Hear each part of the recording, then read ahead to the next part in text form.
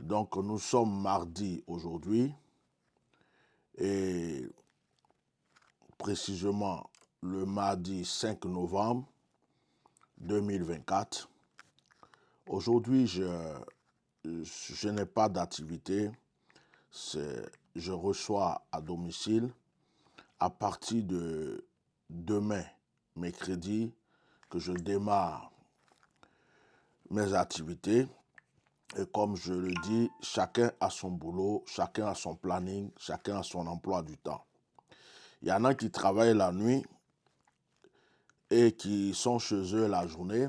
Et il y en a qui travaillent la journée et qui dorment la nuit. Donc souvent, quand certaines personnes qui ne connaissent pas forcément la vie de d'autres personnes vont leur dire « Oh, parce que quelqu'un ramasse du sable », il va dire à quelqu'un « Va travailler parce qu'il se lève à 5 heures du matin pour aller ramasser du sable ou pour aller ramasser des graviers, alors que l'autre a un travail très différent de lui. » Et certaines personnes aussi qui disent que être prêtre, ce n'est pas un travail, être pasteur, ce n'est pas un travail. Bon, ça, c'est leur manière de voir. Je n'irai pas voir un prêtre de l'Église catholique pour dire, monsieur, ce que vous faites là, ce n'est pas un travail. Je n'irai pas voir un pasteur de l'Église méthodiste pour lui dire, monsieur le pasteur de l'Église méthodiste, ce que vous êtes en train de faire n'est pas un travail. En sachant que il y a des pasteurs qui faisaient de très grandes études, qui ont arrêté leurs études. On connaît des personnes qui devraient être avocats, qui devraient être juges, qui devraient être des grandes personnalités politiques ou être même des médecins, mais qui ont reçu l'appel de Dieu, qui n'ont pas eu le choix d'arrêter leurs études, leurs ambitions et leurs projets pour servir Dieu, parce que servir Dieu, c'est un appel. C'est vrai qu'aujourd'hui, il y a des faux, mais on connaît des personnes qui ont été chassées par leur famille parce que les parents ont mis assez d'argent dans les études et au moment où ils s'attendaient à ce que leur fils fasse quelque chose de spécial et de bon, leur fils s'est levé un jour et leur a dit que Dieu l'a appelé à le servir. Donc, être pasteur, ce n'est pas parce que les gens n'ont rien à faire qu'ils deviennent pasteurs. Ce n'est pas parce que les gens chôment qu'ils deviennent prêtres.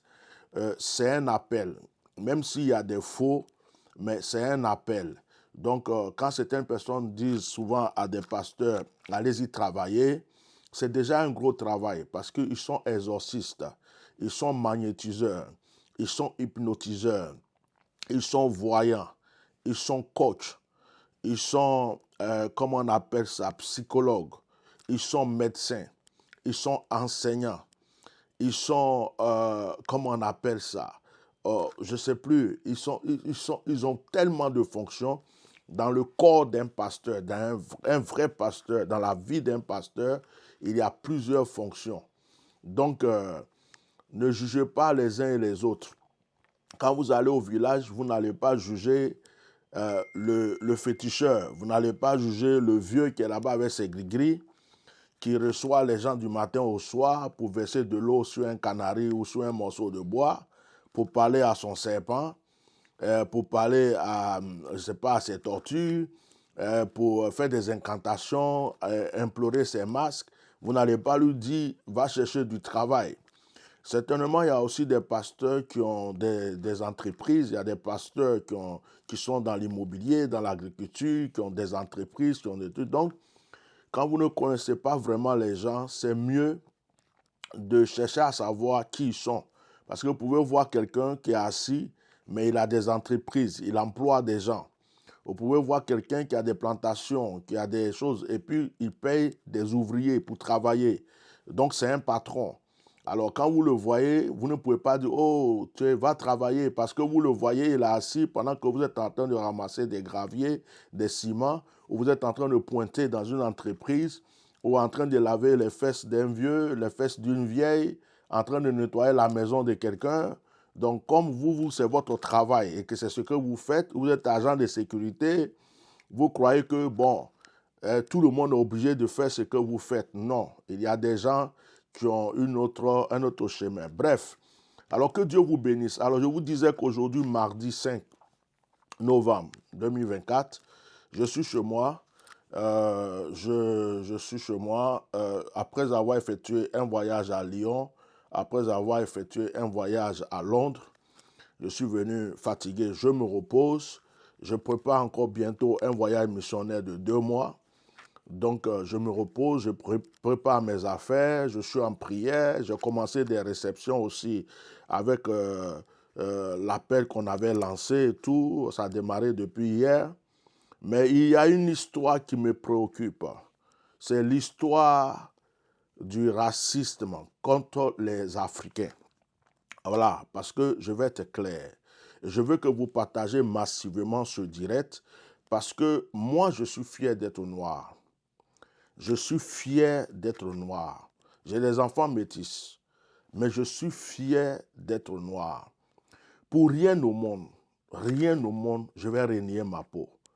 Et je vais faire une parenthèse déjà, avant de rentrer dans le vif du sujet, pour dire aux Africains eux-mêmes, à tous les Africains qui m'entendent, ce que nous subissons est de nous-mêmes notre faute. Tout ce qui nous arrive, tout ce qui arrive en ce moment, c'est la faute d'abord de chaque individu africain, avant que ça soit même la faute de nos représentants.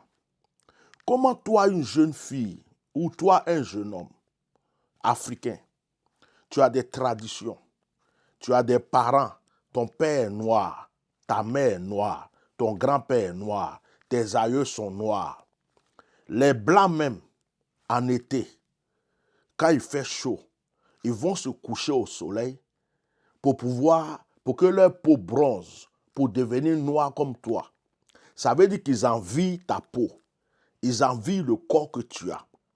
Alors, comment est-ce que tu peux te lever un matin pour aller décalper ton corps? Comment est-ce que tu peux aller t'acheter des pommades pour enlever la peau noire naturelle que Dieu t'a donnée pour vouloir avoir la peau blanche? Comment est-ce que tu peux faire des piqûres pour avoir la peau blanche? Ça veut dire quelque part que toi-même déjà, tu renies ta race, tu as honte d'être noir, tu as honte d'avoir cette peau. Et si toi tu as honte d'avoir ta peau, si toi tu as honte d'être noir, pourquoi ça te fait mal que certaines personnes détestent ta peau? Je commence par là. Parce que notre problème à nous, Africains, commence par nous-mêmes. Deuxième point, l'Africain n'est pas solidaire. Si un Africain fait un magasin aujourd'hui, il vend, je ne sais pas, des oranges, pour être simple, et que un Chinois, un Arabe, un Indien, un Blanc ou n'importe quelle autre personne étrangère est dans le même lieu, vend les mêmes produits, au même prix, ou peut-être même un peu plus cher que l'Africain, les Africains vont laisser le magasin de leurs frères africains pour aller rentrer dans le magasin de l'étranger pour acheter. Je ne sais pas si c'est ça qui leur donne de la valeur. En plus, s'ils rentrent dans le magasin de leurs frères africains, c'est pour aller prendre des dettes. C'est pour aller prendre des crédits. C'est pour aller lui dire, mon frère, j'ai des problèmes à la maison, il faut me donner, je vais payer plus tard. En fait, c'est pour aller faire tomber le commerce de la personne. C'est pour aller faire tomber le business de la personne. Les Africains ne se soutiennent pas. Il y a beaucoup d'Africains qui pouvaient même, on pouvait créer des banques africaines. On pouvait créer des structures africaines. On pouvait créer beaucoup de choses pour la protection même de la race africaine. Mais on n'est pas soudés entre nous. Même en Europe ici, tu vas voir un Africain qui a des problèmes en train de se faire taper par des petits Arabes, en train de se faire taper par des petits, comment on appelle, je ne sais pas comment je vais expliquer, par des gens étrangers. Mais l'Africain va passer à côté de son frère. Il ne va même pas oser calmer l'histoire. Il ne va même pas oser défendre son frère. Il va le regarder se faire tabasser, se faire tuer. Ce n'est pas son problème. Donc, le problème commence déjà par nous-mêmes. Le but de mon direct aujourd'hui, de ma vidéo aujourd'hui, c'est de nous conscientiser. Je vais laisser le côté africain pour rentrer maintenant en Côte d'Ivoire. Je vais d'abord m'adresser à mes frères ivoiriens qui aujourd'hui sont sur les panels, sont en train de parler beaucoup et tout. Frères, je reviens vous dire que le problème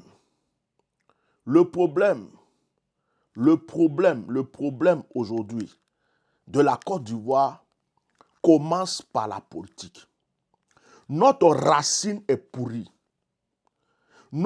La Côte d'Ivoire on dit que c'est le pays le plus développé de l'Afrique de l'Ouest.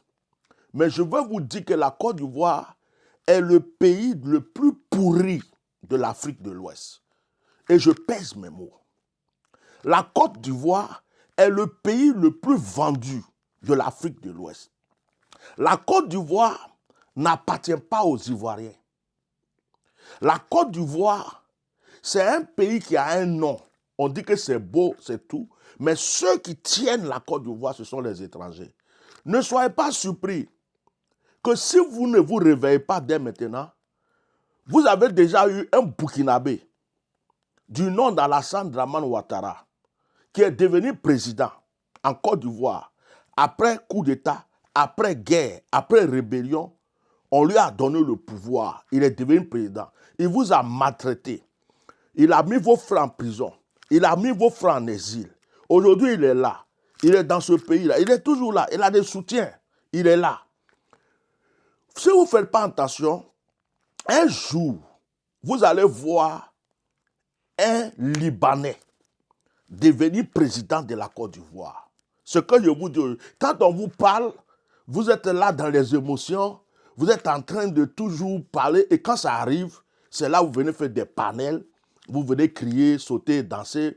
Je dis, si vous ne faites pas attention, un jour, c'est un Libanais qui va être président de la République de la Côte d'Ivoire, ou bien un Arabe, ou bien un Blanc français, ou bien un Chinois. C'est-à-dire qu'un étranger, vrai, la peau blanche là, va devenir président en Côte d'Ivoire. Et puis vous allez l'appeler Monsieur le Président. C'est moi qui vous le dis. Parce que les Ivoiriens, la Côte d'Ivoire est le pays le plus vendu de l'Afrique de l'Ouest. Il y a des pays que j'aime. Par exemple, tu peux prendre un petit pays comme le Togo. On peut dire tout du Togo. On peut dire que le Togo est un petit pays. On peut dire que le Togo est un pays pauvre. On peut dire ce qu'on veut. Vous pouvez les insulter. Vous pouvez, même la politique du Togo, vous pouvez rentrer dedans, dire ce que vous voulez. Mais le Togo est un pays qui peut être fier de lui. Parce qu'aucun étranger, je répète, aucun étranger ne peut rentrer dans le système politique des Togolais. Aucun étranger ne va aller imposer sa loi aux Togolais. Les Togolais, s'ils peuvent manger dans ce que tu fais là, si ça peut apporter quelque chose, s'ils peuvent manger, ils vont te laisser faire. Ils vont te soutenir là-dedans. Mais si tu veux rentrer dans les systèmes politiques, dans les systèmes de je ne sais pas quoi que quoi, ils vont te montrer que tu n'es pas chez toi. Alors, vous voyez un pays comme la Côte d'Ivoire, pour se comprendre, on parle français. Pour se comprendre, on parle français ou on parle djoula, la langue des Malinqués. Il n'y a pas une langue en Côte d'Ivoire pour dire que ça c'est la langue des Ivoiriens. Les Togolais parlent élevé. Les Béninois parlent élevé. Les Burkinabés parlent, comment on appelle ça, Moré. Les Sénégalais parlent Wolof. Et puis, les Maliens parlent le djoula. Bon, les Guinéens ont leur langue. Mais la Côte d'Ivoire, ça veut dire que la Côte d'Ivoire, ils ont la peau noire, Mais ils se croient français en tout. La seule chose qu'on n'a pas donnée à la Côte d'Ivoire, c'est de leur donner la nationalité française comme ce qu'on a fait aux Antilles, comme ce qu'on a fait en Martinique. C'est-à-dire qu'il fallait bien que la Côte d'Ivoire devienne comme la Martinique, la Guadeloupe et certains pays, certaines îles de la France pour qu'on soit tranquille. Il faut qu'on signe ce traité-là et puis on est tranquille. Parce que la Côte d'Ivoire d'abord appartient à la France. Après la France, d'autres étrangers se partagent la Côte d'Ivoire. C'est d'ailleurs pour ça que le président Koudou Laurent Gbagbo a été combattu. Parce qu'ils ont vu que le président Gbagbo Laurent ne marchait pas dans la direction qu'ils veulent qu'il marche. Ils ont vu que Gbagbo ne faisait pas, comment on appelle, attention à eux. Hein? Ils ont vu que Gbagbo Laurent n'était pas dans leur direction. Vous comprenez? Alors, il faut reconnaître que toute l'Afrique est corrompue. Toute l'Afrique. Même si d'autres font pour en cachette, tous nos chefs d'État, toutes nos politiques africaines sont corrompues. Parce que nos dirigeants sont assoiffés d'argent. Et nos dirigeants s'enrichissent. Nos dirigeants prennent. Mais ils oublient qu'ils ont un peuple. Ils oublient qu'ils ont une nation. Ils oublient que les gens qui les votent, ils oublient que les gens qui sont là le matin, qui se lèvent pour aller travailler, sont ceux-là qui font le pays. Ils ne pensent pas à eux. Sinon, comment vous pouvez penser, comment vous pouvez penser que des étrangers soient dans un pays africain, un arabe, je prends généralement, je vais dire arabe. Allez-y au Maroc, pour commencer. Un Africain ne pourra jamais être supérieur. Un Africain de peau noire, parce que les Marocains sont des Africains du Nord, mais un Africain de peau noire ne pourra jamais être supérieur à un Marocain chez lui. Un Africain de peau noire ne pourra jamais être supérieur à un Algérien chez lui. Un Africain de peau noire ne pourra jamais être supérieur, quels que soient ses moyens, sa richesse, quelles que soient ses connaissances, ses diplômes, tout ce qu'il est, il ne pourra jamais être supérieur qu'un Tunisien chez lui. On va au Liban. Nous voyons tout ce qui se passe au Liban. Ce n'est pas aujourd'hui que ça a commencé. Ce n'est pas aujourd'hui que ça a commencé. Au Liban, il y a une jeune fille qui a été précipitée. Une femme qui a été précipitée d'un étage. On a tous vu ça sur les réseaux sociaux. Les histoires de viol, les histoires de tout ce les gens vivent au Liban, ça ne date pas d'aujourd'hui. Ça ne date pas d'aujourd'hui. Depuis je ne sais même pas, j'étais adolescent, on entendait parler de la souffrance des Africains auprès de certains Libanais. Mais pourquoi est-ce que ça n'a jamais été un problème? Ça n'a jamais été un problème parce qu'il y a certains qui mangent. Ça n'a jamais été un problème parce qu'il y a certains qui sont assis, ils sont à l'aise.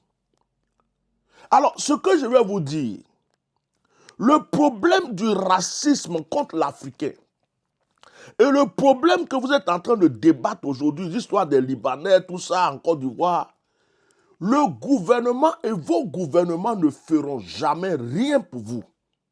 C'est le peuple qui doit se lever maintenant pour crier, pour dire on en a marre. Ceux qui travaillent chez un Chinois, ceux qui travaillent chez un Libanais, chez un Arabe, chez n'importe quel étranger qui est en Afrique, que ce soit en Côte d'Ivoire, que ce soit au Togo, que ce soit dans n'importe quel pays, doivent maintenant se créer des syndicats. Ils doivent créer quelque chose et trouver des gens honnêtes liés à la diaspora pour intervenir. C'est-à-dire que si tu es une jeune fille, tu as travaillé chez un Libanais, un Arabe, n'importe qui, un Tunisien, et puis au lieu de te payer, cette personne-là est en train de te faire du mal, tu dois dénoncer. Quand j'entends qu'il y a des Libanais en Côte d'Ivoire qui insultent les Ivoiriens pendant qu'ils sont en train de défendre leur cause, qui insultent les Ivoiriens et qui leur disent, on est chez vous, on fait ce qu'on veut, puis il n'y a rien. Vous croyez qu'ils s'appuient sur quoi? Même si on sait que ça va changer un jour. Vous croyez qu'ils s'appuient sur quoi? Je ne peux pas en vouloir aux gens d'être à l'étranger ou d'être exilés. Le monde nous appartient tous. Mais si un Libanais est libre d'être à l'aise en Côte d'Ivoire, si un Libanais est libre d'être à l'aise au Togo, si un Libanais est libre d'être à l'aise au Bénin, au Sénégal ou dans n'importe quel pays, il faudrait que l'Africain, qu'il soit sénégalais, malien, guinéen, quelle que soit sa race, soit aussi à l'aise au Liban. Il faut qu'il soit aussi à l'aise au Maroc. Il ne faudrait pas que ce soit eux seulement qui quittent leur pays pour aller être à l'aise chez nous, dans nos pays, pour nous commander encore, nous insulter chez nous frapper chez nous maltraiter chez nous, prendre nos terres chez nous, violer nos femmes chez nous. Ils peuvent prendre nos femmes, mais on ne peut pas toucher à leurs filles. Ça veut dire qu'ils se croient supérieurs à nous. Nous sommes des chiens pour eux. Nous sommes des moutons pour eux. Nous sommes, même le chien qui est chez eux, qu'ils élèvent là, il est mieux que nous. Il peut prendre nos sœurs pour faire des enfants métis. Il peut prendre nos sœurs pour dire que oui, ils se sont intégrés. Mais si vous êtes intégrés, pourquoi nos frères, le jeune homme là, il aime ta fille là. Ta fille peut-être l'aime, mais elle n'ose même pas montrer. Mais pourquoi vous vous mariez entre vous, et puis nous les Africains là, vous ne permettez pas qu'on rentre parmi vous. Si vraiment, vous vous considérez comme nous. Donc il y a un problème qui est là. Et ce problème-là, c'est le peuple qui doit obliger nos dirigeants à changer le système. C'est le peuple. C'est pourquoi il y a une marche le 8. Il y a une marche le 8 en Côte d'Ivoire. Moi, j'interpelle tous ceux qui sont en Côte d'Ivoire, qui veulent vraiment la liberté de leur peau noire, de participer à cette marche. Pourquoi? Parce que si on ne se lève pas, et si on ne réagit pas, les choses ne vont jamais changer. Il ne s'agit pas de rester là pour parler. Écoutez, c'est tellement... C'est horrible. C'est horrible. C'est comme si être noir, c'est devenu une maladie. Écoutez, moi je ne peux pas dire pourquoi quelqu'un est étranger en Côte d'Ivoire. Je ne pourrais jamais dire pourquoi un Libanais, il y a des Libanais qui sont nés en Côte d'Ivoire. C'est leur pays. Il y a des Libanais, leur papa ou leur grand-père était en Côte d'Ivoire même avant ma naissance. Leur père est né en Côte d'Ivoire. Leur maman est née en Côte d'Ivoire. Leurs parents ont vécu en Côte d'Ivoire. Mais pourquoi je vais me lever pour aller dire non, il n'est pas dans son pays? Non, ça ne se fait pas. Ce n'est pas de ça que je parle. Je suis ivoirien de naissance. Je suis en France. Mais j'ai la nationalité française. On me voit en tant que Français, même s'il y a des racistes. Mais ils ont peur de prouver leur racisme envers moi. Parce que je peux porter plainte. Ils vont faire leur racisme, c'est peut-être en cachette. Donc, on est tous des étrangers quelque part. Je peux me lever aujourd'hui, aller au Burkina, vivre au Burkina, et puis devenir burkinabé. Je peux aller au Mali, et puis un jour, avoir des enfants qui vont devenir des Maliens. Je peux être au Bénin, je peux être au Togo, et puis obtenir un jour la nationalité. Si quelqu'un vient me voir pour dire, oh, toi là, tu n'es pas togolais, ou bien tu n'es pas béninois, ou bien tu n'es pas si, bon, il se trompe parce que j'ai vécu, j'ai obtenu la nationalité. Mais le problème, c'est quoi? Est-ce que si je suis togolais, je vais respecter le togolais? Est-ce que je vais me croire supérieur au togolais? Est-ce que je vais me croire supérieur au béninois? Est-ce que je vais me croire supérieur au sénégalais? Est-ce que parce que je suis parti en Guinée et que j'ai eu la nationalité guinéenne, je vais me croire supérieur aux Guinéens? Est-ce que je ne vais plus respecter les lois guinéennes? Est-ce que si j'embauche des Guinéens, je vais commencer à les maltraiter? Il y a des Libanais qui crachent dans la bouche de leurs employés. Il y a des Libanais qui frappent leurs employés comme des chiens. Il y a des Libanais qui enferment leurs employés dans les toilettes. Il y a des Libanais qui ne payent pas leurs employés et puis ils leur disent tu vas où tu veux. Il y a des Libanais qui sodomisent leurs employés. Il y a des Libanais qui savent que la jeune fille qui travaille chez elle, elle est mariée ou elle est fiancée, mais il va la violer dans les toilettes. Elle ne peut rien faire. Elle ne peut pas se plaindre. Parce que si elle va même à la police pour se plaindre, elle sait qu'elle n'a pas l'argent. Hein? Elle n'a pas l'argent. Donc, il suffit qu'on donne de l'argent au commissaire, le problème est clos. Au Liban, on interdit à une femme africaine d'enfanter. On interdit à une femme africaine, une femme qui a eu des relations, qui a eu un homme, qui est enceinte, qui aimerait avoir un enfant, on l'interdit d'accoucher. Comment on peut faire ça? Oh, les Libanais accouchent chez nous. Les Libanais font des enfants chez nous. Ils sont remplis en Côte d'Ivoire. Ils sont remplis partout en Afrique. Et on interdit une femme. Donc la race africaine est quoi? La race africaine, c'est de la poubelle. Mais si vous n'aimez pas les Africains, s'ils n'aiment pas les Africains, pourquoi est-ce qu'ils vont, s'ils n'aiment pas la peau noire, pourquoi ils vont vivre là où il y a la peau noire? Pourquoi ils profitent de la terre de la peau noire? Pourquoi ils profitent des trésors de la peau noire? On peut tout dire des Français.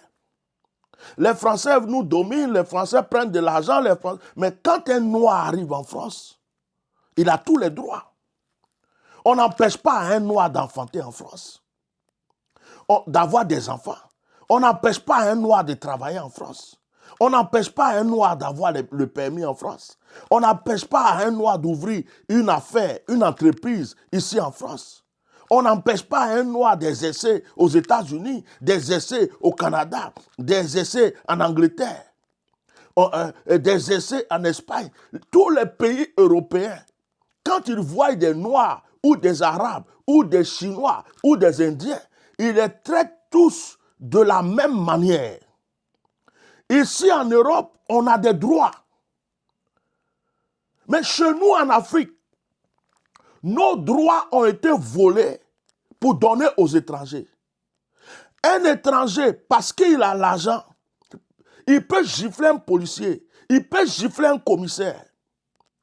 Il peut prendre le terrain de quelqu'un qui est à côté de lui. Et puis ça va nulle part. Il paye, il peut falsifier des papiers pour prendre une maison, pour prendre un terrain. Il peut aller dans les champs, prendre les plantations de quelqu'un. Il peut faire ce qu'il veut. On ne leur fait rien. Ils sont chez nous. Parce que moi, quand on parle de ce qui se passe au Liban, je peux dire ça se passe chez eux. Et que c'est parce que les gens sont chez eux, c'est comme ça. Mais en même temps, je me dis, mais pourquoi les gens vont là-bas? C'est parce que ça ne va pas chez eux au pays. Quand ça ne va pas, on se cherche. Moi, je suis en France. Il y a certains qui veulent aller en Espagne, d'autres vont en Allemagne, d'autres vont en Angleterre, d'autres vont aux États-Unis. Et il y a d'autres qui n'ont pas pu aller plus loin. Ils sont restés au Maroc, ils sont restés en Algérie, d'autres sont en Tunisie, d'autres vont au Liban. Le monde nous appartient tous. Il faut qu'on commence à se respecter. Hein? Il faut qu'on commence à se respecter. Vous voyez? Il faut qu'on commence à se respecter.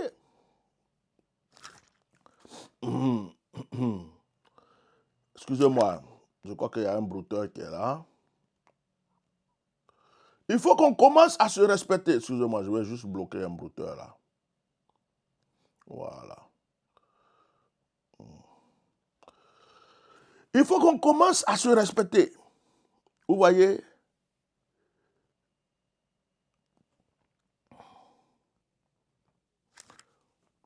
Et pour se respecter, il faut que l'Africain lui-même commence à se respecter.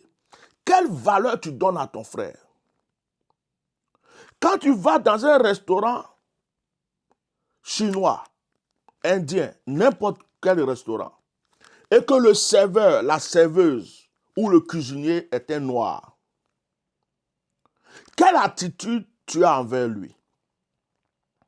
Quand tu vois le patron en train de le malmener et que tu es assis et que tu dois manger, est-ce que tu as eu le courage de te lever pour aller dire au patron une fois, monsieur, celui que tu es en train de maltraiter là, ce que tu dis là, ce que tu fais, c'est pas bien, c'est un être humain.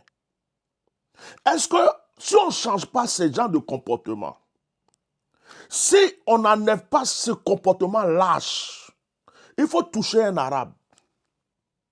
Touche un Marocain, tu vas voir. Touche un Marocain. Tous les Marocains vont se lever. Touche un Algérien. Tous les Algériens vont se lever. Touche un Libanais. Tous les Libanais vont se lever. Touche un Chinois. Tous les Chinois vont être indignés.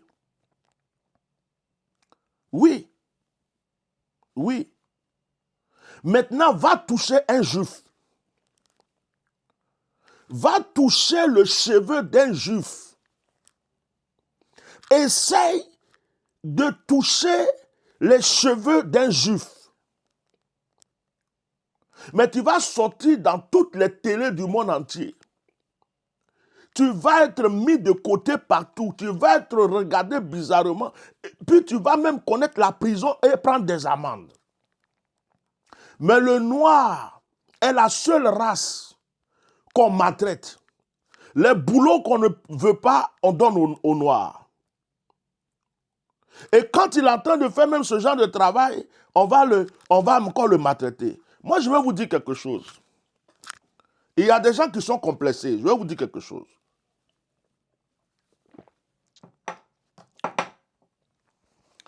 Il y a des personnes noires qui disent à leurs frères noirs, « Oh, tu ne comprends pas le français.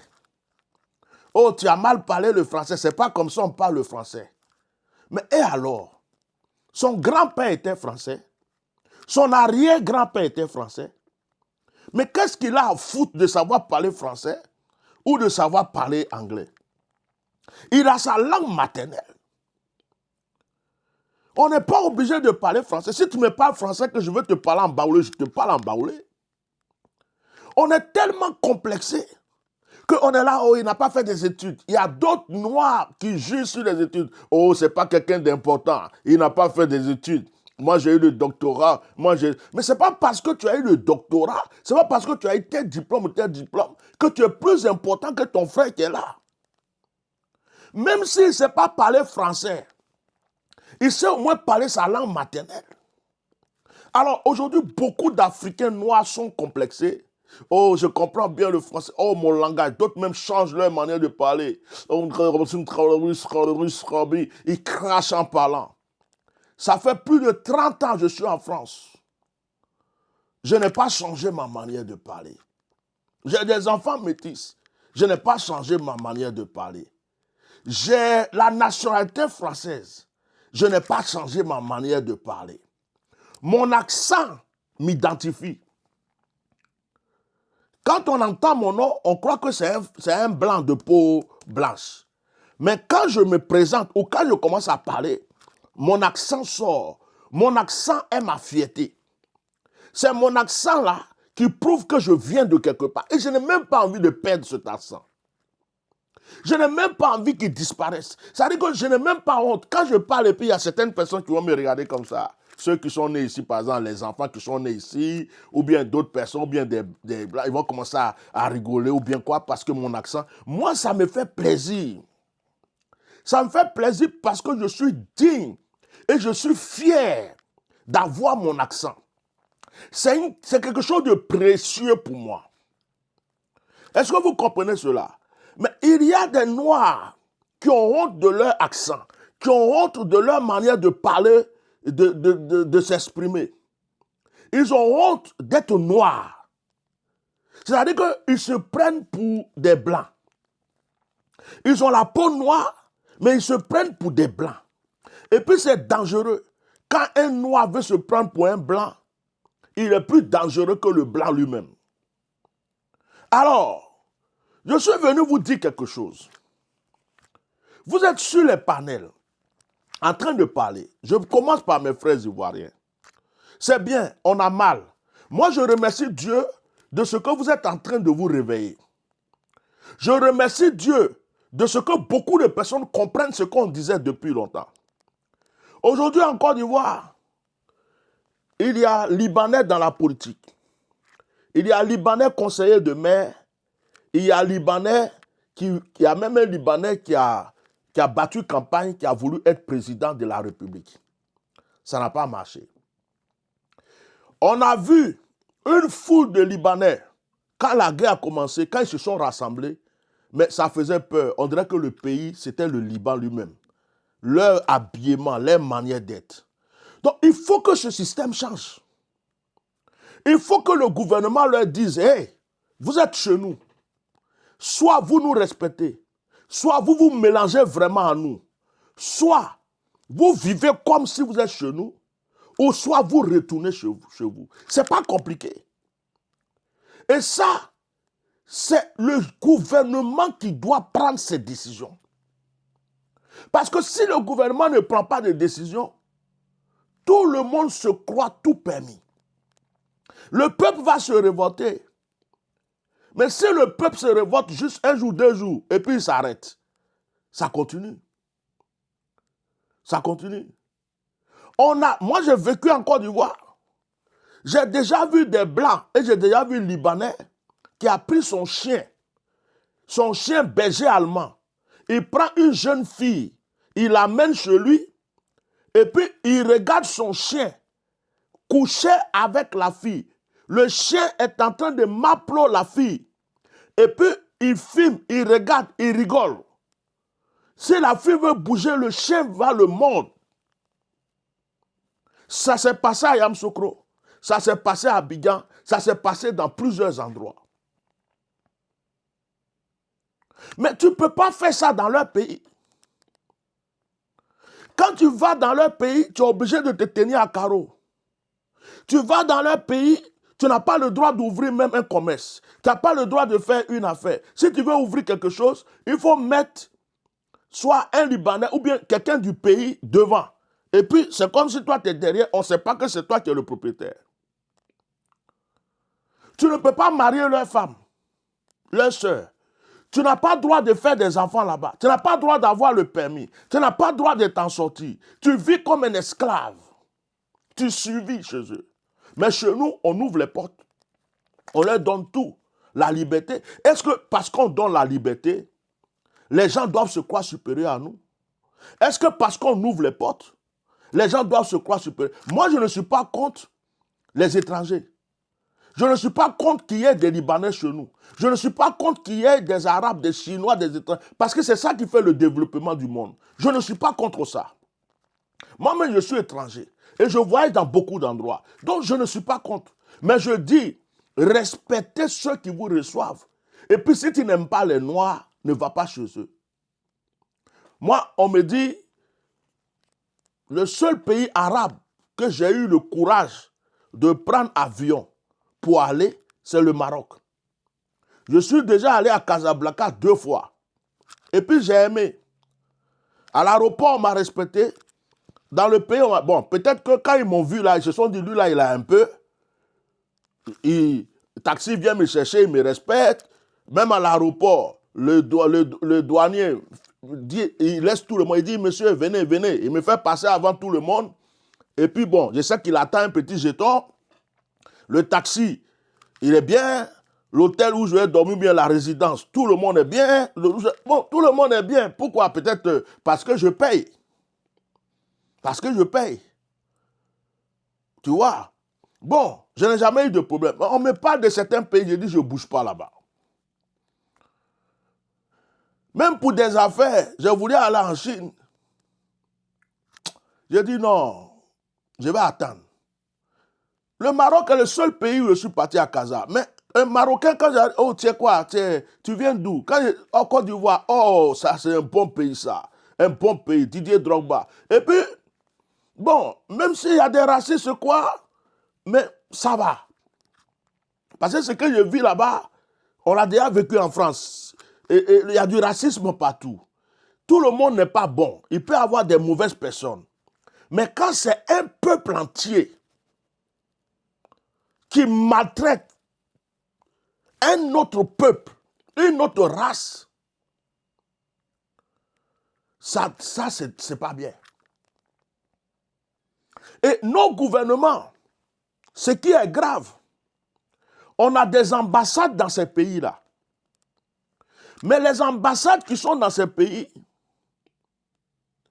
ne font rien. Ils ne font rien du tout. Une ambassade est censée représenter le ressortissant de son pays. Mais s'il y a des problèmes, mais les Ivoiriens, les Maliens, les Guinéens, les gens qui vont dans ces pays-là, c'est comme s'ils n'ont pas d'ambassade. Les ambassadeurs sont corrompus. On devrait rapatrier tous les ambassadeurs de la Turquie, de la Tunisie, non, on va laisser Maroc, du Liban, de tous ces pays. Ils doivent être rapatriés. En réalité, excusez-moi de ce que je vais dire, en réalité, ceux qui doivent diriger l'Afrique aujourd'hui doivent être tous des panafricains. Pour qu'on s'en sorte. Je ne suis contre aucun pays, je ne suis contre aucun gouvernement. Moi, mon problème s'arrête en Côte d'Ivoire. Les autres pays, ce n'est pas à moi d'aller les diriger. Je sais ce qui se passe en Côte d'Ivoire. La Côte d'Ivoire, c'est un pays vendu. La Côte d'Ivoire est le pays le plus pourri. La Côte d'Ivoire est le pays où ce sont les étrangers qui ressuscitent plus que les Ivoiriens eux-mêmes. La Côte d'Ivoire, c'est un pays où quand on voit un étranger, il a plus de valeur que l'Ivoirien. C'est pourquoi des Libanais peuvent s'asseoir aujourd'hui où les Ivoiriens pleurent pour leur dire, on est ici là, vous ne pouvez rien nous faire, et ceci, cela, et puis se moquer d'eux, parce qu'ils savent qu'ils ont une protection. La Côte d'Ivoire là, la Côte d'Ivoire, est-ce que vous avez déjà vu un conseiller de mairie dans un pays, des autres pays africains qui est libanais? Vous avez déjà vu un Libanais qui a un parti politique dans un autre pays africain qui veut être président? Vous avez déjà, même s'il est né en Côte d'Ivoire, même s'il est quoi, à partir du moment où il sait qu'il est étranger, il ne rentre pas dans leur politique, mais en Côte d'Ivoire, tout est permis. Un jour, un Chinois va se présenter. Un jour, un Libanais va vouloir être président. Il va même faire coup d'État, même s'il faut. Un jour, un Indien va dire que c'est lui qui est digne d'être président. Ça veut dire que les gens se disent que la Côte d'Ivoire, c'est une part de gâteau. Ça veut dire que c'est un gâteau que chacun doit partager. Hein? Chacun doit partager, avoir sa part. Les étrangers de ce genre qui viennent en Côte d'Ivoire ne viennent pas parce qu'ils aiment les Ivoiriens. Ils viennent parce qu'on leur a dit, allez-y en Côte d'Ivoire, il y a l'argent. Allez-y en Côte d'Ivoire, les Ivoiriens sont bêtes. Allez-y en Côte d'Ivoire, les Ivoiriens, on peut les faire tout ce qu'on veut, il n'y a pas de problème. Allez-y en Côte d'Ivoire, dès que tu arrives, tu donnes l'argent, on te donne la carte d'identité, la nationalité ivoirienne. Allez-y en Côte d'Ivoire, dès que tu arrives net, si tu as un peu d'argent, tu as le passeport ivoirien. Allez-y en Côte d'Ivoire, quand tu arrives là-bas, là, si tu peux payer un juge là, tu peux faire tout ce que tu veux. Allez-y en Côte d'Ivoire, tu peux violer toutes les femmes que tu veux. Et vous allez voir que parmi ces Libanais et d'autres personnes, il y a d'autres qui sont dans leur pays, n'ont rien à manger, ils sont sales. C'est-à-dire, de toute façon, tu vois les jeunes traîner à Djamé, là, ou bien à Bobo, là. Et puis, ils ont un cousin qui est venu, qui s'est débrouillé, qui est venu à l'aventure. Parce qu'il s'entraide. On le prend, il devient serveur dans le restaurant d'un de ses frères. Après, son frère ouvre quelque chose aussi pour lui. C'est comme ça qu'ils font. Et lui aussi, son frère qui est en train de trimer, qui mange dans la rue, là, il va lui dire, viens, je te paye le billet d'avion, viens en Côte d'Ivoire. Ils vont donner un peu d'argent gauche-droite, le visa, le billet, il arrive. Dès qu'il arrive, ils vont prendre une belle fille, là, une belle fille. Elle va croire qu'elle a eu bon homme. Or, le gars là même dormait au marché. Il arrive parce qu'on lui a acheté un nouveau pantalon, une nouvelle chemise, des choses qu'il ne pouvait même pas porter au Liban. Il va commencer maintenant à se glorifier. Et deux fois, il ne sait même pas parler français. C'est lui qui va insulter l'Ivoirien. C'est lui qui va gifler l'Ivoirien. C'est lui qui va manquer de respect aux Ivoiriens. À un certain moment, on est fatigué. Trop, c'est trop. Ça doit changer. Être africain n'est pas une malédiction. Être la peau noire n'est pas une malédiction. Jésus-Christ de Nazareth, même quand il est né, quand Jésus est né, Jésus est parti se réfugier en Égypte. Tout le monde peut se réfugier. Tout le monde peut être étranger. Moïse s'est réfugié aussi. Il était à l'étranger aussi. Quand il a quitté l'Égypte, il est parti dans le pays de Jéthro. Tout le monde peut aller un jour dans un autre pays. Tout le monde peut aller un jour être étranger quelque part dans un pays. On a ce droit d'être étranger quelque part. Le monde nous appartient tous.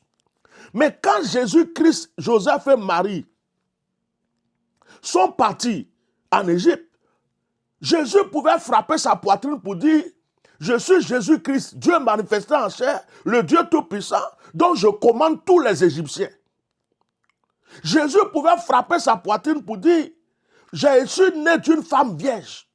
Donc il n'y a aucun Égyptien ici qui peut me dominer. Je suis juif. Il n'y a aucun Égyptien. » Mais la Bible n'a jamais dit que Jésus est parti se glorifier en Égypte. La Bible n'a jamais dit que Jésus, même prêcher même, Jésus n'a pas prêché en Égypte. Même donner conseil à quelqu'un en Égypte, Jésus ne l'a pas fait. Jésus et ses parents se sont comportés comme des étrangers, des réfugiés. Ils sont restés à leur place jusqu'à ce qu'ils retournent chez eux. Moïse était chez Jéthro. Moïse était dans le palais avec Pharaon. Quand il a fui l'Égypte, il est parti chez Jéthro. Il était immigré. Il était étranger. Moïse n'a pas dit à Jéthro, non, moi, je mangeais à la table du roi. Je mangeais avec Pharaon. Donc moi, je ne peux pas venir être berger. Moi, je ne peux pas venir. Non, Moïse est venu, il a travaillé pour Jéthro. Il a été le serviteur de Jéthro. Il a été le berger de Jéthro. Et c'est de là que Dieu l'a élevé. On est en France, je suis étranger en France, même si on m'a donné la nationalité française, je sais d'où je viens. Je respecte les lois françaises. Quand on dit on conduit de telle manière, je conduis de telle manière. Quand on dit la loi dit ça, je dis ce que la loi dit de ne pas faire, je ne fais pas. Et je l'enseigne à mes enfants. Ce que la loi dit de faire, c'est ce que je fais. Et je l'enseigne à mes enfants.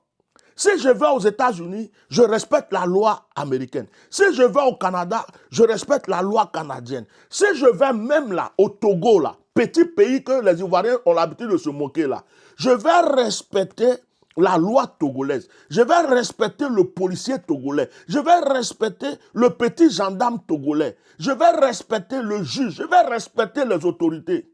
Et puis même s'ils ont leurs problèmes politiques, ils ont leurs débats politiques, ils ont leurs palabres politiques, ça ne me regardera jamais. Ça ne me regardera jamais parce que mon sang n'est pas un sang togolais. On m'a seulement accepté. On m'a dit, il faut t'asseoir ici. Tu peux travailler aussi. Tu peux manger. Tu peux te marier. Tu peux vivre. Donc, ça ne me donne pas le droit de rentrer dans leurs problèmes parce que c'est leur terre. C'est ce que chacun doit se dire quand il va à l'étranger. Si tu vas au Bénin, il faut te dire que la terre appartient aux Béninois. Ce n'est pas parce qu'on t'a donné une parcelle. Ce n'est pas parce qu'on t'a donné certaines libertés que tu vas rentrer dans leur système, dans leur truc. Non. Moi, je parle de la Côte d'Ivoire parce que je suis ivoirien. Je parle de la Côte d'Ivoire parce que je suis né à Yamoussoukro. Je suis baoulé. Je suis ivoirien. Mes arrière-parents étaient ivoiriens. Mon père est ivoirien. Ma mère est ivoirienne. Donc quand je parle de la Côte d'Ivoire, je ne tremble pas parce que je parle de mon pays natal. Aujourd'hui, le passeport ivoirien est vendu à tout le monde. Quand tu arrives ici en France, tu arrives dans certains lieux, tu vois des gens, il dit il est ivoirien, il ne connaît même pas son village. Il ne sait même pas c'est quoi la Côte d'Ivoire. Il ne sait même pas parler comme un ivoirien. Son accent ne prouve même pas qu'il vient de la Côte d'Ivoire, mais il a le passeport ivoirien. Et il est en France. Si c'est un voleur, on va dire que les Ivoiriens sont des voleurs. Si c'est un brigand, on va dire que les Ivoiriens sont brigands. Donc il y a beaucoup de choses qui se passent. On dit, voilà, les Ivoiriens ont fait ceci, les Ivoiriens ont fait cela.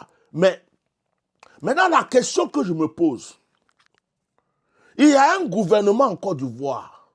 Vous ne pouvez pas, quand je vois des gens sur des panels ou des vidéos où oh, le gouvernement ne peut pas tout faire, Papa Ado, il ne peut pas tout faire. Le gouvernement fait ce qu'il peut. Le gouvernement fait, c'est faux. C'est de l'hypocrisie, c'est du mensonge. C'est parce que vous avez peur de parler. En Côte d'Ivoire, même si tu envoies un texto, tu as envoyé qui n'est pas bon, on peut connaître chez toi, aller t'attraper pour te jeter en prison, non? Hein?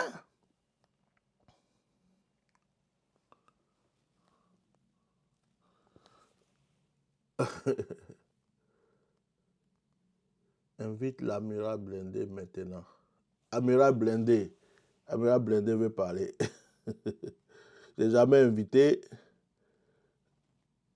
Ah, je ne sais pas comment faire. Donc là, on dit, ok, laisse tomber, c'est pas grave. Système de TikTok là, c'est pas trop mon système. Ok, on va laisser ça. Donc vous voyez, c'est le système qui est là. Les gens ont peur de parler d'Alassane Ouattara. Oui, le président, ceci. Tellement les Ivoiriens sont traumatisés. Certains sont devenus les plus hypocrites de la terre. Hypocrites et menteurs. Hein? Il dit, par exemple, oui, nous on parle, que le président ait pitié qu'il fasse quelque chose. Qui t'a dit que le président n'est pas au courant? Il y a des ambassadeurs au Liban, il y a des ambassadeurs dans tous les pays où se trouvent des Ivoiriens. Et puis, en plus de ça, en Côte d'Ivoire, tout ce qui se passe là, ils voient, ils savent. En Côte d'Ivoire, un pays où il y a caméra partout, un pays où... Vous vous rappelez la femme blanche qui a empêché des Noirs de rentrer dans son restaurant? Je ne sais plus si c'était à Jacquesville ou bien quelque part. C'est parti où? Nulle part.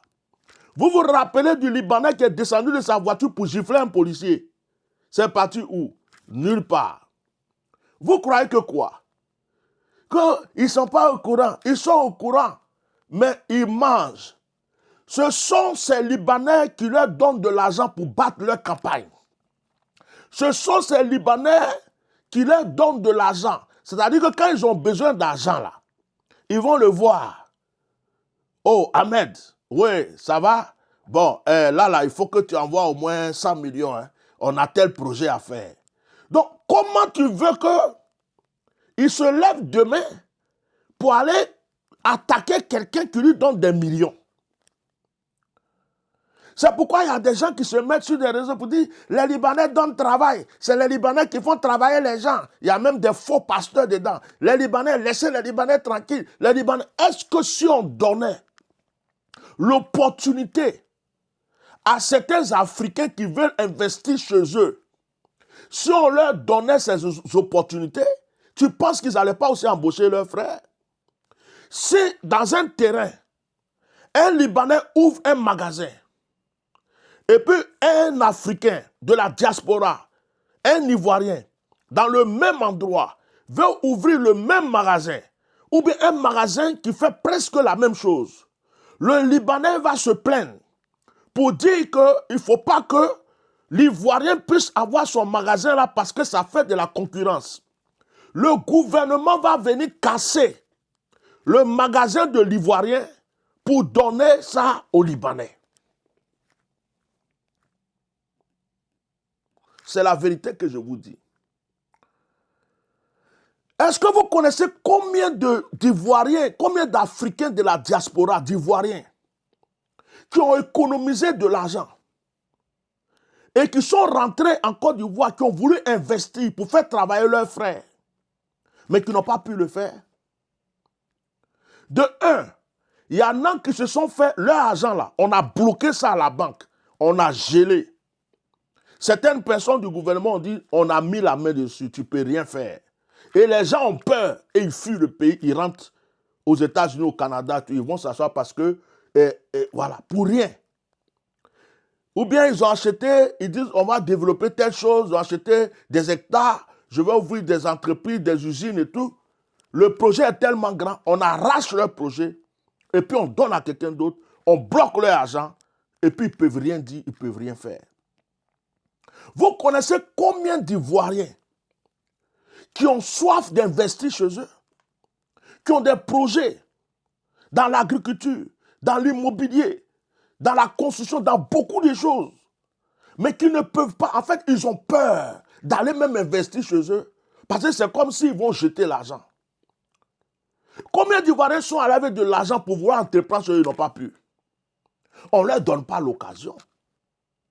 Et c'est surtout ce qu'il veut faire de la concurrence avec ces genres de personnes-là, là il est foutu.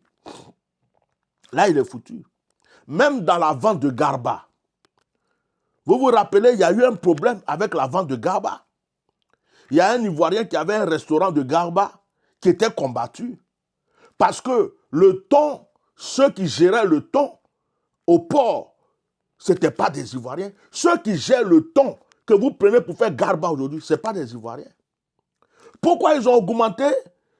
Pourquoi ils ont dit que les voitures de plus de 20 ans ne rentrent plus en Côte d'Ivoire? Plus de 10 ans ne rentrent plus en Côte d'Ivoire.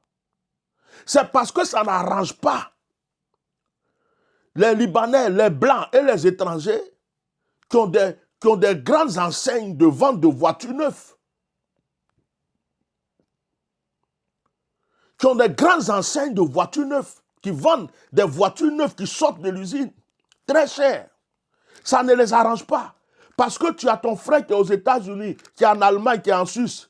Il peut te faire venir la même marque en occasion moins chère. Toi, tu vas vendre ça, par exemple, à 10 millions, 15 millions. Or, lui, il a le 9. Il veut vendre ça à 52 millions. Mais tu vas faire tomber son business. C'est à cause des étrangers. C'est à cause des Blancs, des Libanais, des gens qui ont des grandes entreprises, qu'ils ont interdit que les voitures de moins de 10 ans rentrent en Côte d'Ivoire. Parce que c'est pour leur avantage. On ne pense pas aux pauvres. On ne pense pas aux jeunes qui luttent pour s'en sortir. Après, on dit que les Ivoiriens sont paresseux. Les Ivoiriens ne sont pas paresseux. Mais si on ne leur donne pas l'occasion de travailler, c'est tout ce qu'ils veulent entreprendre, on leur arrache. C'est tout ce qu'ils font, on vient en brise. À un moment, il y avait beaucoup de jeunes qui faisaient du business d'import-export de voitures. Nous autres même qui sommes ici, on ne peut même plus envoyer une voiture au pays pour dire, on va envoyer à quelqu'un pour dire, fais du taxi, fais ceci. Il faut que la voiture soit neuve. Mais tout le monde n'a pas l'argent pour acheter des voitures neuves. Donc ça veut dire qu'il y a des gens, à un moment, ils ont cassé les kiosques. Ils ont cassé, il y a des jeunes qui réparaient des téléphones. Il y a des jeunes qui faisaient des cabines. Ils ont tout cassé. Mais quand on casse là, on ne leur donne rien d'autre à faire. Ce sont ceux-là qui sont en train de courir entre le Maroc, l'Algérie, tout ça. Ils veulent traverser la mer pour aller en Europe. Parce qu'ils ne savent plus qu'est-ce qu'ils vont faire. D'autres ont des enfants, d'autres ont une femme, d'autres ont une famille à nourrir. Et ils sont là, ils ne savent pas ce qu'ils vont faire. Ce n'est pas tout le monde qui a envie d'aller nettoyer les toilettes d'un Libanais. Quand vous allez dans un restaurant, dans un lieu d'un Arabe, d'un Libanais, ou de certains étrangers bizarres, là, et que vous voyez vos frères qui travaillent là-bas, des fois ils font pitié. On dirait des esclaves dans leur propre pays. Et puis le salaire n'est même pas haut. Vous voyez, il doit y avoir des lois. Il doit y avoir des lois pour dire que l'étranger qui est venu investir dans notre pays là, il doit respecter le fils du pays. Il doit respecter le fils du pays. L'étranger là, il doit respecter le fils du pays. Donc on dit, oh, les Libanais donnent du travail à tout le monde. Toi, qui as des projets, tu es ivoirien. Tu as un petit capital. Va à la banque. Dis à la banque, je veux ouvrir un magasin. Je veux ouvrir un business. J'ai besoin de tel prêt. Va essayer. ils ne vont pas te donner. Mais lorsque un Libanais ou quelqu'un de peau blanche va se présenter, ils vont compter l'argent, ils vont lui donner. Ils vont le suivre et ça va marcher. Donc, pourquoi d'autres personnes s'asseyent pour dire non, c'est eux qui nous donnent travail? Est-ce que c'est eux qui nous donnent quel travail? C'est eux qui nous volent. C'est eux qui nous escroquent. C'est eux qui nous piétinent. Ce que je suis en train de dire, ce n'est pas du racisme. Ce n'est pas parce que je n'aime pas les étrangers. Moi, j'ai grandi avec les Libanais. Je connais la famille Bichara de Toumoudi. Bichara qui vend du pain à Toumoudi. Je connais la famille Bichara. Je ne peux pas lever le doigt pour dire que je n'ai pas connu des bons Libanais. J'en ai connu. À notre temps, au temps d'Oufoué, à notre enfance, on a connu des Libanais qui étaient humains. On a connu des Libanais qui mangeaient avec nous, qui rigolaient avec nous, qui vivaient avec nous et qui nous respectaient. On a connu ça. On a grandi avec des petits Libanais. On a même eu des neveux Libanais. On a même eu des Libanais dans nos familles. Vous voyez? Donc, je ne peux pas dire que tous les Libanais sont mauvais.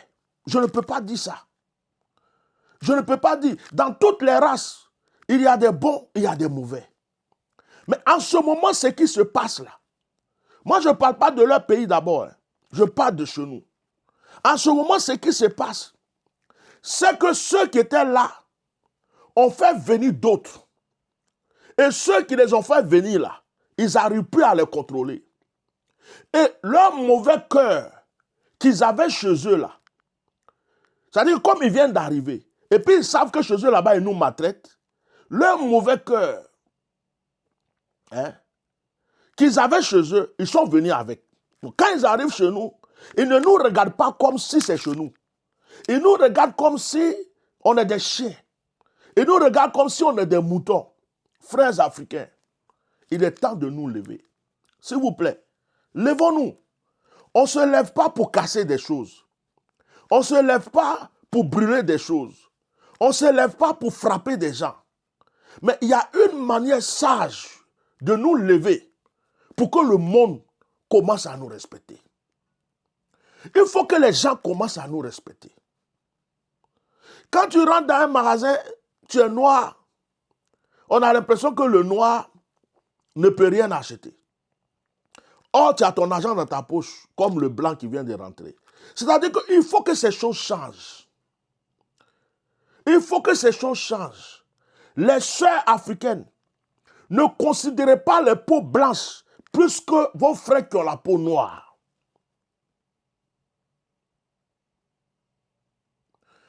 Oui. Voilà quelqu'un qui dit, je travaille chez les Libanais, on est traités comme des animaux. Dans leur lieu de travail, les Africains ont leur toilette. Ils ne peuvent pas manger comme eux. C'est-à-dire qu'ils font souffrir. C'est-à-dire que quand tu vois nos frères et soeurs qui travaillent chez eux, en plus, ils les obligent à nous faire consommer. Donc quand ils rentrent dans un magasin d'un Arabe, d'un Libanais, tu vas voir ton frère ou ta soeur qui est là-bas, qui va prendre le panier. Oui, tonton, il faut acheter ça. Il faut rajouter ça. Ah, tu ne vas pas prendre ça aussi. Il faut mettre ça là aussi. Ça là, c'est bon. Hein? Tu prends ça pour madame. Ça là, c'est comme ça. Et moi, je m'arrête et puis je dis, hey, toi là, il faut te calmer. Hein? Si tu es esclave des gens là, il faut te calmer. Je sais ce que je suis venu acheter ici. Ce que tu fais là, l'argent là, ça va dans ta poche. C'est pas mieux tu te calmes. Si je m'en vais que j'ai au moins 1 000 francs, 2 000 francs, je vais te dire, ma soeur, tiens, prends ça là. Hein? Hein? Tu es là, il faut acheter ça, il faut acheter ça. Quand je vais à la caisse et puis je paye là, l'argent là, on prend pour te donner. Donc, on a des sœurs, on a des frères qui, dès qu'ils travaillent chez ces personnes-là, ont oublié leur peau, leur tête. C'est-à-dire qu'ils sont devenus comme des zombies ou bien des robots qu'on peut téléguider en tout. Quand ils voient leur frère même là, au lieu de le protéger là, c'est eux-mêmes qui veulent le vendre.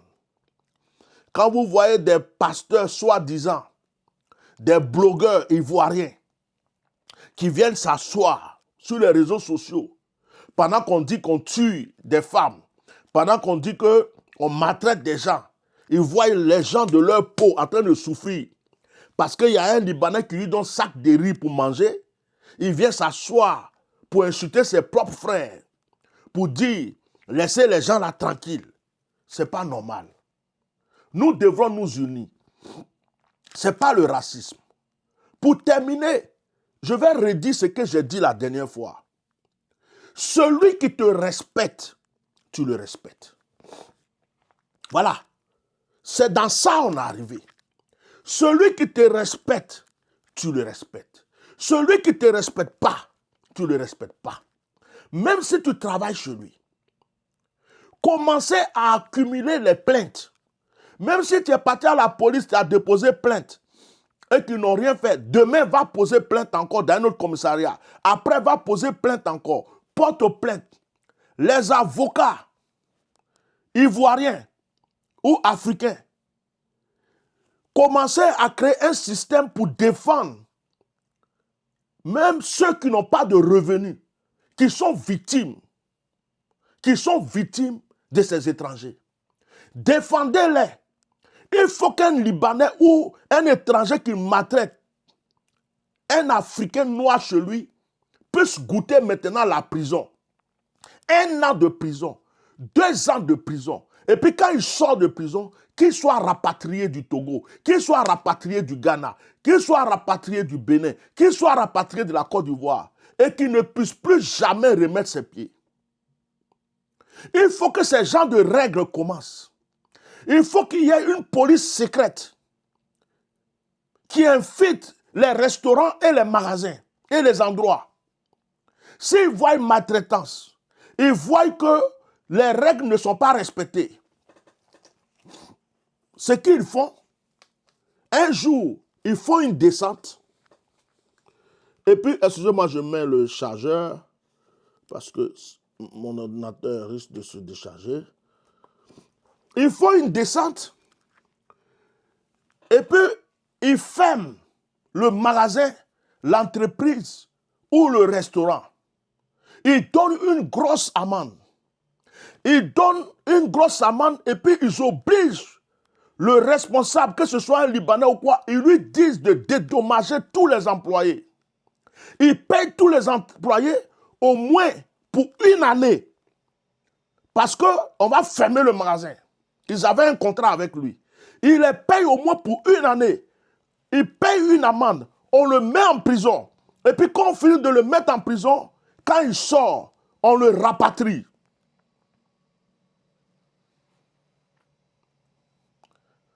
Il faut que ça commence.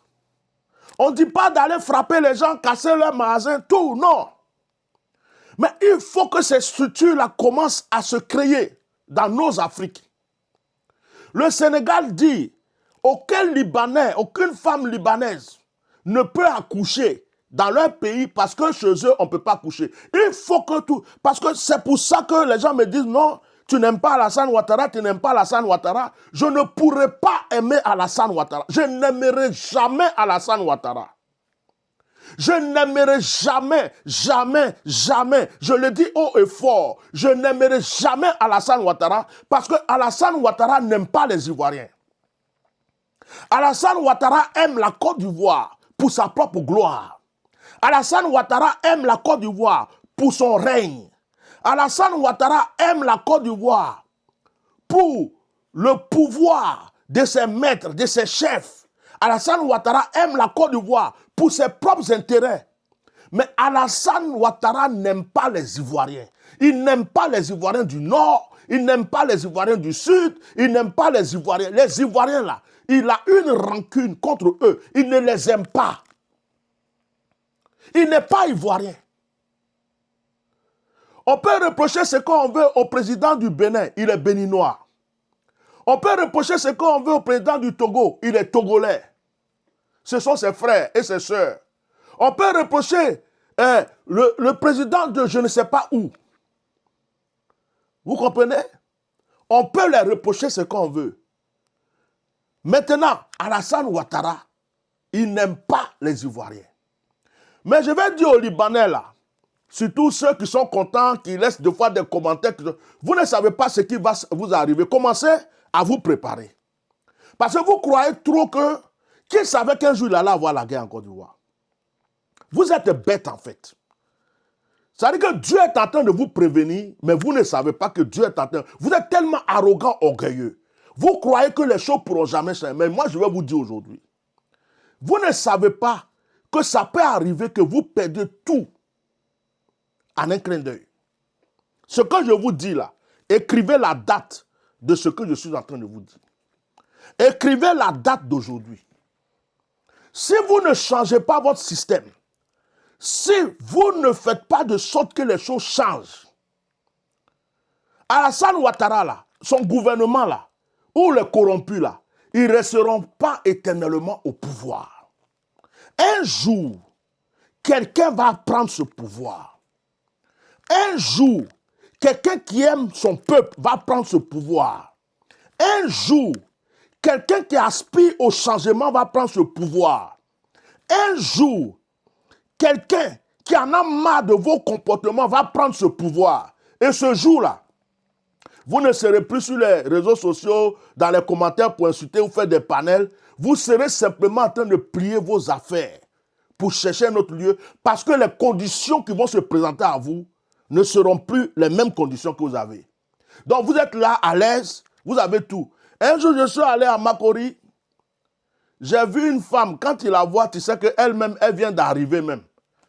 Elle vient d'arriver, je ne sais pas, d'un pays arabique. Quand il la voit là, tu sais qu'ils sont peut-être allés la marier, frère vient d'arriver. Grosse voiture comme ça et tout. Elle roule, on traverse, on dirait qu'on est des chiens, elle veut foncer. Je me suis arrêté et dit, madame, il faut te méfier. S'il y a des Ivoiriens ici là, qui vous comme ça, ont peur de vous parler là. Moi que tu vois là, je ne suis pas parmi eux. Je l'ai insulté. Je n'étais même pas loin du restaurant de son mari. Les hommes là, de son restaurant là, les gens, ses maris ou bien ses cousins, ils sont sortis pour me regarder. Je dis, regardez-moi bien. Vous là, vous tous là, il n'y a pas un seul qui a de la valeur plus que moi. Il n'y a pas un seul. Et puis celui qui n'est pas content, il n'a qu'à descendre pour venir. Ici là, c'est mon pays. Je les ai parlé et puis je suis parti. Donc, il faut que vous compreniez quelque chose. Que de la manière que les gens sont en train de prendre conscience petit à petit, se réveiller. Vous qui êtes sur les panels, en train de chauffer l'esprit des gens, ça va te passer. Un jour, toi, tu crois que quoi? La Côte d'Ivoire, c'est pour nous tous. Et ceci, ça va vous surprendre. Est-ce que le Liban savait qu'Israël allait le bombarder aujourd'hui? Dieu même est fâché tellement contre le Liban que Israël est en train de le bombarder comme ce n'est pas possible. Quand il y a eu la guerre en Côte d'Ivoire, on a été réfugiés partout. Est-ce que vous avez cru que vous, là, vos parents allaient être réfugiés aujourd'hui? Quand vous êtes mauvais, là, vous allez toujours payer. Quand on a un mauvais cœur, vous partez à la mosquée, d'autres même font semblant d'aller à l'église. Vous avez des mauvais cœurs, là. Dieu va toujours vous faire payer. Un jour, vous allez payer. Donc, quand on est en train de parler, oh, la Côte d'Ivoire, on frappe leur poitrine. Oh, moi, j'ai ma villa à Makori. Moi, c'est ça, on ne peut rien me faire. Un jour, peut-être, tu vas laisser ça pour t'enfuir. Un jour, parce que la génération qui arrive, les nouvelles personnes qui arrivent, les nouvelles mentalités qui arrivent, ce n'est pas la mentalité d'Oufoué. Ce n'est pas la mentalité d'Alassane Ouattara. Ce n'est pas la mentalité des gens corrompus. Il y a une génération qui arrive, qui est panafricaine. Il y a une génération qui arrive, qui veut le respect de l'Afrique et des Africains. Il y a une génération qui arrive, qui ne vous permettra plus jamais ce que vous faites. Donc si vous êtes intelligent, comme vous avez déjà construit chez vous, bon, malheureusement la guerre est en train de tout briser là-bas. Changez vos comportements. Créez des communautés, des groupes pour dire à vos frères, changeons. Parce que ce qui a commencé là, c'est prophétique. Le premier signe que je vous donne, on est en train de bombarder le Liban. Je suis prophète. Hein.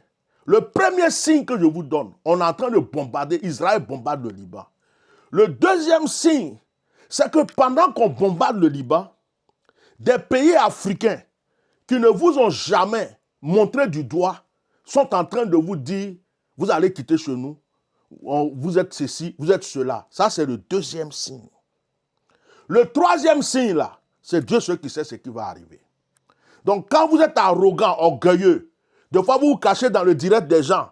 D'autres même sont métis. J'ai vu une petite fille mal élevée qui est née en Côte d'Ivoire, qui a profité du soleil, de la terre, qui a mangé tous nos trucs là-bas, qui vient s'arrêter sur les réseaux sociaux pour ouvrir sa bouche sale, pour insulter les Ivoiriens, vous les Ivoiriens, vous les Ivoiriens.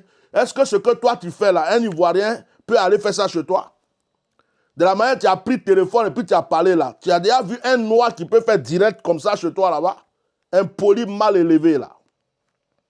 Donc, tu les vois sur les réseaux sociaux, ils sont en train de se chier. Ceux qui sont intelligents sont en train de calmer les gens.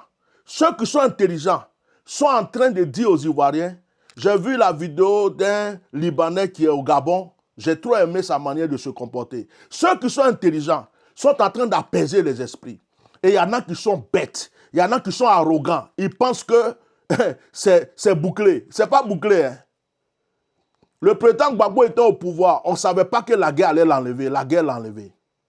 On ne savait pas que Oufou allait mourir brusquement. Oufou est mort. On ne savait pas qu'il allait avoir coup d'État en Côte d'Ivoire. Il y a eu coup d'État en Côte d'Ivoire. Ce que je vous dis là, retenez bien. Guy Robert croyait qu'il allait être président. Il allait rester là. Il est parti. Ce que je vous dis là, retenez bien. Retenez très bien. Les mêmes Ivoiriens là, un jour ils ont frappé les Ghanéens à cause de football seulement. Ils ont chassé tous les Ghanéens chez eux. L'Ivoirien que vous voyez là, pendant la guerre là, ils sont rentrés chez les Français. Ils ont frappé les Français pour les chasser. L'Ivoirien c'est comme l'eau qui dort. L'Ivoirien te donne tout. L'Ivoirien te met à l'aise. L'Ivoirien te donne son cœur, sa vie, tout. Mais le jour que ça pète, l'Ivoirien ne te reconnaît pas. Hein. Donc quand on est en train de parler là, c'est Dieu qui est en train de vous prévenir. Oh, moi je suis né en Côte d'Ivoire. Oh, moi j'ai ceci, moi j'ai cela. Le jour que ça pète là, ils ne vont pas faire la différence. Srakao, Libanais, Indiens, tous les peaux blancs qu'ils vont voir là, ils vont les mettre dans le même sac. Donc c'est le moment. Dieu est en train de vous prévenir pour vous dire le malheur qui est tombé sur vous au Liban là, c'est à cause de vos cœurs sales, vos cœurs noirs, votre méchanceté. Le mal que vous avez fait à vos prochains, les gens que vos parents ont tués bêtement, les gens que vos parents ont maltraités, Dieu est en train de vous chicoter en utilisant Israël pour vous frapponner à cause de vos sales cœurs. C'est le moment de vous repentir. C'est le moment de changer. Et vous êtes dans le pays des gens, vous êtes en oh, ceci, cela. Vous croyez qu'Alassane Ouattara va rester là pour toujours? Il est lui-même là. Est-ce que vous entendez beaucoup parler de lui? Il est déjà sur la route. Il est déjà sur la route. Ce que vous comptez dessus là, les politiciens sur qui vous comptez là, d'autres vont plier leurs affaires. D'autres vont fuir le pays bientôt. Le pays ne sera plus comme ce que vous avez vu. Il y a d'autres personnes qui vont venir. Il y a des terrains qu'on va vous arracher. Il y a des magasins qu'on va vous arracher. Il y a beaucoup de choses qui vont changer. On vous a déjà chassé du Sénégal, non? Vous croyez qu'en Côte d'Ivoire, ça va rester éternellement? Donc, on vous donne des conseils. Si vous êtes intelligent, écoutez les conseils des gens. Ça va vous passer. C'est notre pays. La Côte d'Ivoire, ce n'est pas votre pays. Vous êtes étranger en Côte d'Ivoire. Vous avez été reçu en Côte d'Ivoire. Ce n'est pas votre pays. Regardez votre peau. Vous n'êtes pas ivoirien. Vous êtes ivoirien adopté. Je suis français adopté. Ce n'est pas votre pays. Et puis votre pays là, ce que vous ne pouvez pas faire là-bas, là, c'est ce que vous faites chez nous. Donc, calmez-vous. Alors mes chers frères et sœurs ivoiriens, mes chers frères et sœurs africains, tous les événements de ce monde sont en train de nous interpeller pour nous dire il est temps que la race noire se lève. Il est temps que la race noire s'unisse. Il est temps que la race noire se prenne les mains dans les mains. S'il y a un problème au Cameroun, que tous les Ivoiriens, les Togolais, les Béninois, les Africains noirs défendent les Camerounais. S'il y a un problème en Côte d'Ivoire, que tous les pays africains noirs défendent la Côte d'Ivoire. S'il y a un problème au Sénégal, que tous les Africains noirs défendent le Sénégal. Il est temps que nous nous unissons chez nous et à l'étranger, sur les médias et partout, pour que le monde commence à nous respecter, car nous devons être fiers d'être noirs, nous devons être fiers d'avoir cette peau. Moïse était noir, Jésus était bronzé. Tous les grands hommes de ce monde étaient bronzés. L'écriture vient du noir, l'électricité vient du noir. C'est le noir qui est la base de la création de Dieu. C'est le noir qui est la base de la création de Dieu. Honorons nos ancêtres. Honorons nos ancêtres. Nous ne sommes pas inférieurs. N'ayons pas peur. N'ayons pas honte d'avoir cette peau. Mais ceux qui vous blanchissez, arrêtez de vous blanchir. La peau noire est la peau la plus précieuse de cette terre. C'est pourquoi les gens sont jaloux de vous. Que le Seigneur nous bénisse et que Dieu nous aide. Que Dieu nous aide. Parce que quelque chose a commencé. Quelque chose a commencé. Dieu, là, il ne se trompe pas. Tout ce qu'il fait a un sens. Si tu vois les gens qui n'ont jamais parlé contre les Libanais sont en train de s'élever, c'est un signe. Mais il y a les Libanais, ils ne savent pas que c'est un signe. Eux, ils pensent que c'est juste, ils vont parler comme d'habitude et puis c'est fini. Or, c'est un feu qui est allumé. Même si après c'est la fumée qui reste, ce feu peut se rallumer encore. La seule chose qui fait que les gens sont calmes, tranquilles aujourd'hui, c'est parce qu'il y a un monsieur qui s'appelle Alassane Dramane Ouattara. Les gens le regardent. Et puis les gens disent, bon, on attend. On attend. Je suis prophète et je sais de quoi je parle. On attend. Le jour que ce monsieur n'est plus là, notre pays va nous revenir. Alors là, ça va chauffer. Alors là, ça va chauffer. Que Dieu nous bénisse. Passez une très bonne journée et que la race africaine soit élevée, élevée et élevée. Je fais une parenthèse pour vous dire une chose. Si je n'avais pas vu la manifestation de Jésus-Christ dans ma propre vie, je ne serais même pas chrétien. Je serais dans des trucs ancestraux. Mais c'est parce que j'ai vu la main de Jésus, la manifestation de Jésus. J'ai vu la réalité. Je ne parle pas d'église. Je ne parle pas d'église tant, église tant. Non, non, non, non, non. Moi, ma foi, là, c'est Jésus-Christ de Nazareth.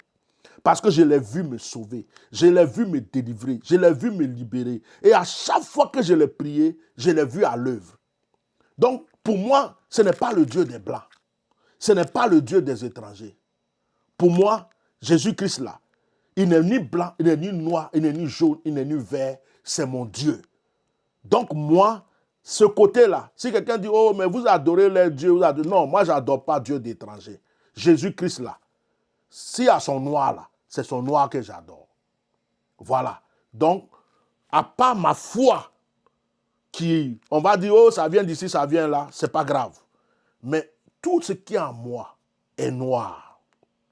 Et je suis fier d'être noir. Soyez fiers d'être ce que vous êtes. Que Dieu vous bénisse. Shalom.